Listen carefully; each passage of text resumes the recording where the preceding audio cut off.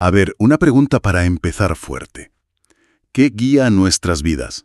¿La lógica implacable, esa que nos enseñen desde pequeños? ¿O esa sabiduría más silenciosa que parece venir del cuerpo, del espacio que habitamos? Hoy nos vamos a meter de lleno en dos textos que exploran precisamente esta tensión.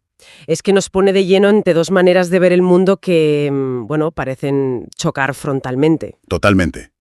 Por un lado, una tradición que busca la armonía con el entorno y por otro, una que pone a la razón en un pedestal. Vamos, como la herramienta definitiva para todo. Justo. Vale, vamos a desgranar esto. Tenemos, como dices, dos fuentes que nos proponen un viaje. La primera nos sumerge en tres disciplinas orientales que son, bueno, casi un manual para buscar la armonía. El Feng Shui, el hinduismo y el Tai Chi. Esas son. Y la segunda las contrapone casi como si fuera un espejo. Un espejo, eso es. Las contrapone con la tradición de pensamiento occidental que se apoya en la razón, la curiosidad, la imaginación. Y la gran pregunta que queremos explorar es si son caminos que no se cruzan o si en el fondo son dos caras de la misma moneda en esa búsqueda de la plenitud. Pues menudo reto, ¿eh? Pero hace falta, desde luego. Porque es que a menudo vamos por la vida con un solo mapa, el que nos han dado, sin ser conscientes de que existen otras cartografías para navegar la experiencia de estar vivo. Claro. Ponerlos uno frente al otro puede revelar mucho sobre lo que damos por sentado. Totalmente. Pues empecemos por ese primer mapa, el oriental. La fuente lo presenta casi como un tríptico de la sabiduría. Tres paneles que, aunque parecen distintos, apuntan a lo mismo. Una armonía que lo integra todo. Me gusta la idea de tríptico. ¿A que sí? Sí, porque sugiere que para tener la imagen completa necesitas las tres partes. No funciona si te quedas solo con una. Exacto. El primer panel sería el Feng Shui. Y el texto insiste mucho en que esto va más allá de si el sofá queda bien a la derecha o a la izquierda, ¿eh? Va mucho más allá de la decoración. Muchísimo.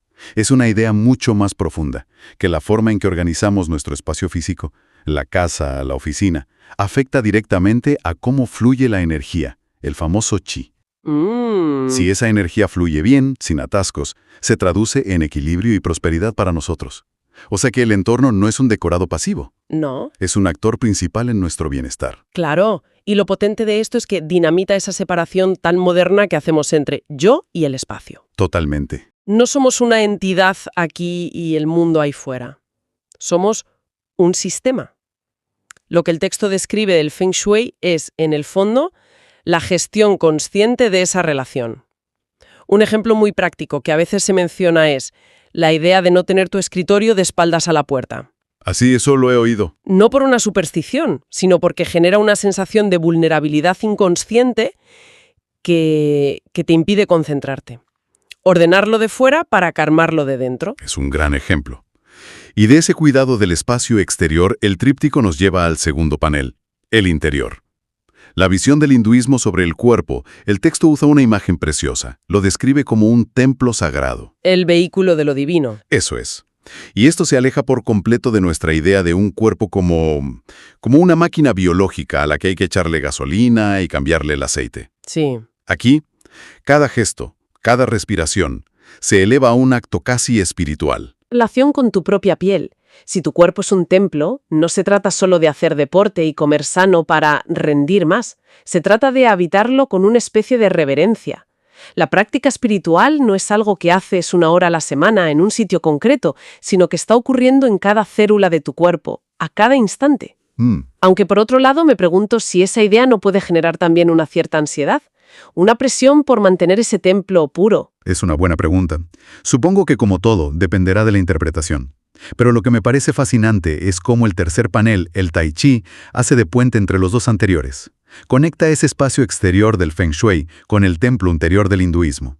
La fuente lo llama movimiento consciente. Un movimiento consciente, sí. Y describe esas secuencias fluidas no como un simple ejercicio, sino como una forma de hacer que la energía interna, ese mismo chi, circule sin bloqueos.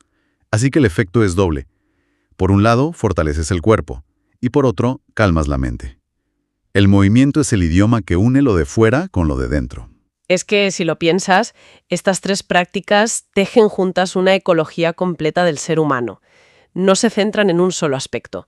cuidas tu entorno, tu nido, con el Feng Shui, Vale. honras tu vehículo físico, el templo, desde la visión del hinduismo, y luego armonizas la relación entre ambos a través de una práctica, el movimiento consciente del Tai Chi. Es un sistema integral que no pone a la mente por encima del cuerpo, ni a la persona por encima de su entorno. Claro. Todo es una misma red en busca de equilibrio. Una visión totalmente integrada, sí. El texto dice que, aunque estas ideas nazcan en Oriente, su propuesta es una especie de diálogo universal sobre qué significa vivir una vida plena. Porque en el fondo nos invitan a todos a considerar una idea que es radical, que la paz no se encuentra solo pensando o reflexionando, se encuentra en esa conexión tangible con el todo, donde tu casa, tu respiración y un simple gesto se convierten en piezas de un mismo puzzle de armonía. Vale, este mapa oriental es fascinante, muy holístico, pero choca de frente con la forma en que nos han enseñado a funcionar aquí, ¿no? Uf, de lleno. La segunda fuente que tenemos se mete de lleno en esa otra cara de la moneda, la mentalidad occidental. Y aquí la brújula no tiene 3 puntos, tiene uno solo, y muy claro, la razón. Una brújula potentísima, eso sí.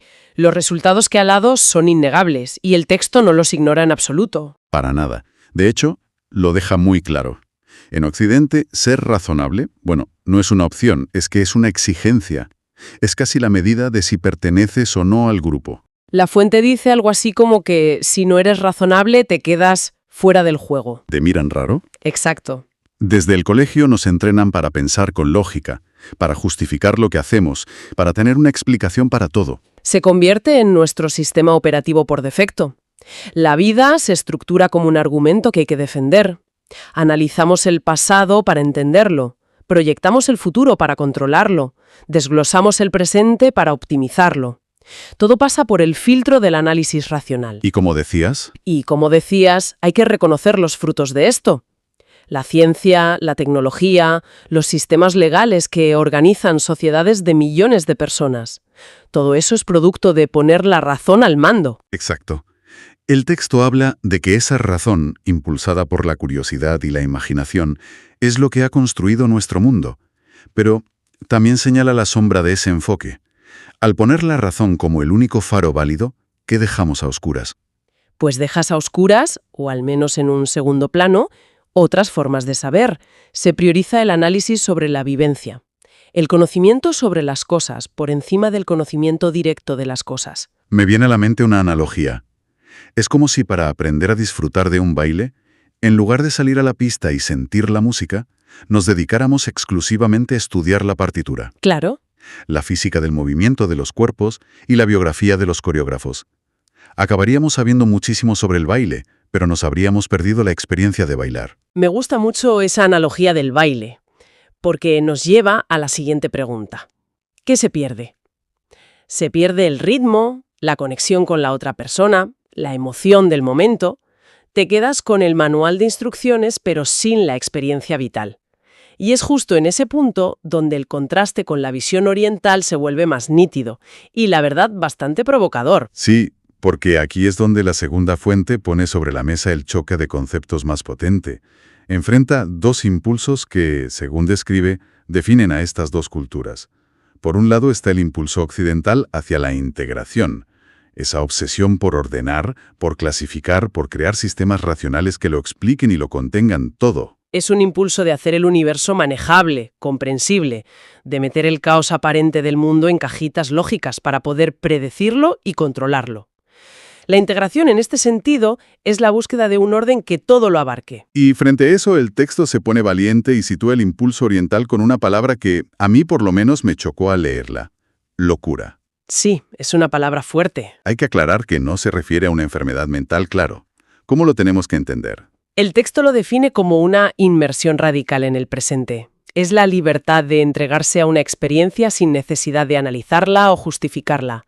Es una idea muy potente, lo que desde una lógica puramente racional podría juzgarse como una insensatez, como una locura. Desde esta otra perspectiva se ve como una forma de apertura total a la vida. Dejar de ser el comentarista de tu propia vida para ser simplemente el protagonista. O sea, disolver esas fronteras que la razón se esfuerza tanto en construir. La frontera entre yo y mi entorno o entre mi mente y mi cuerpo. Justo eso. Es permitirse perderse en el movimiento, como propone el Tai Chi. Es dejar que el cuerpo y el entorno hablen su propio idioma sin que la mente esté constantemente traduciendo y juzgando. Es una confianza plena en la experiencia directa, esa que muchas veces no se puede poner en palabras. Y el texto no dice que una vía sea mejor que la otra, ¿eh? No, Las presenta como un juego de espejos, un juego de espejos. ¿En qué sentido? en que cada una refleja lo que a la otra quizás le falta.